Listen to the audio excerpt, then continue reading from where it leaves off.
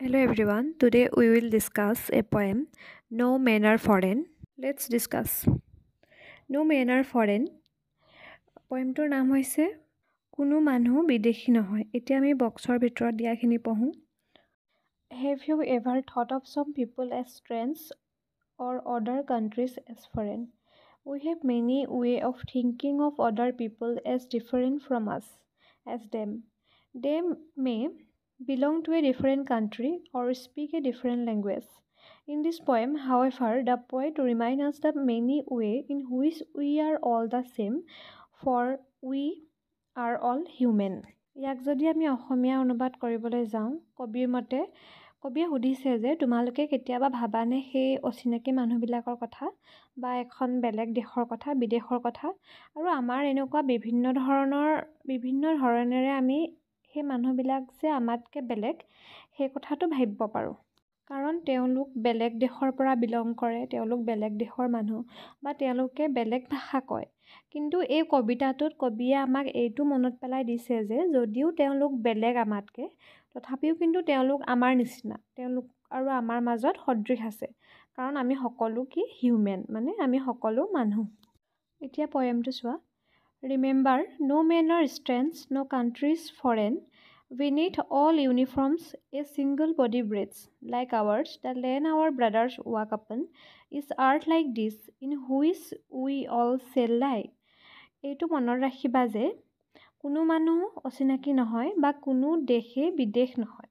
ইউনিফৰ্মৰ তলত এটা দেহ আছে বা বডি আছে যোনটোৱে উশাহ লৈ থাকে।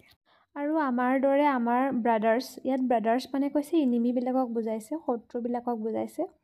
আমাৰ দৰে সেই শত্ৰুবিলাকেও কি কৰে, খোজ কাঢ়ে পৃথিৱীত।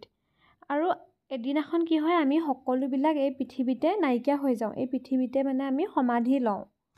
They too aware of sun and air and water are fed by peaceful harvest, by world's long winter starve.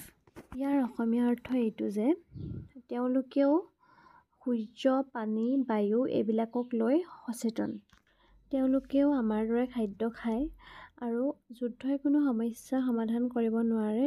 তাত থকা যোনখিনি সৈনিক তেওঁলোকে বহুত দিনলৈকে নোখোৱাকৈ থাকি দেশৰ কাৰণে যুদ্ধ কৰিব লগা হয়। Their hands are ours and in their lines we read a labor not different from our own.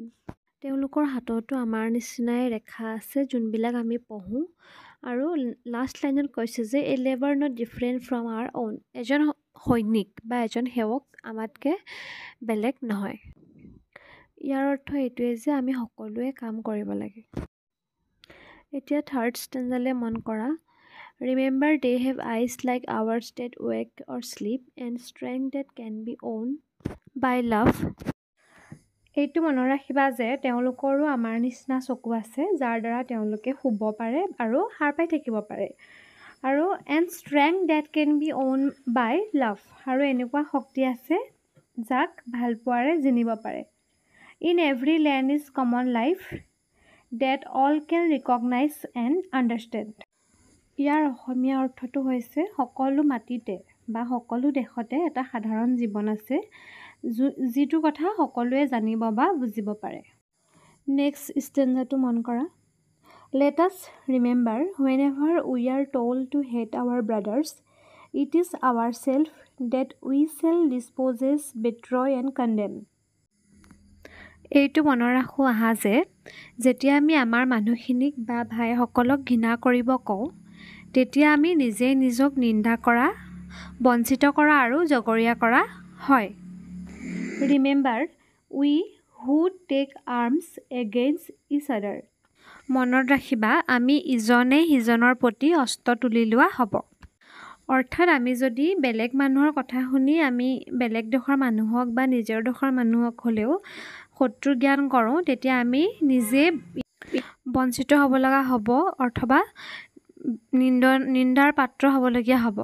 আৰু এইটো মনত ৰখা উচিত যে আমি যদি ইজনে সিজনক হিংসা কৰোঁ বা ইজনে সিজনক শত্ৰু জ্ঞান কৰোঁ, তেতিয়া আমি ইজনে সিজনৰ প্ৰতি অস্ত্ৰ তুলি লোৱা হ'ব বা ইজনে সিজনক ধ্বংস কৰা হ'ব। লাষ্ট ষ্টেঞ্জাটো মন কৰা।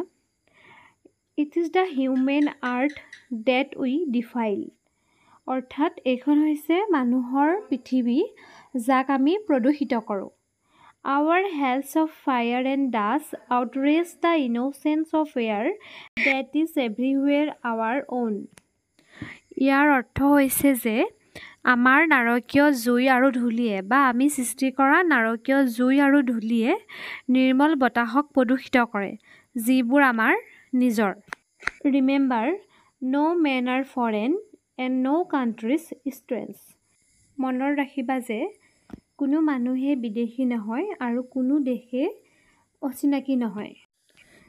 এই কবিতাটো ইমানতে শেষ হৈছে আৰু এই কবিতাটো লিখিছে জেমছ কিৰ্কাপ।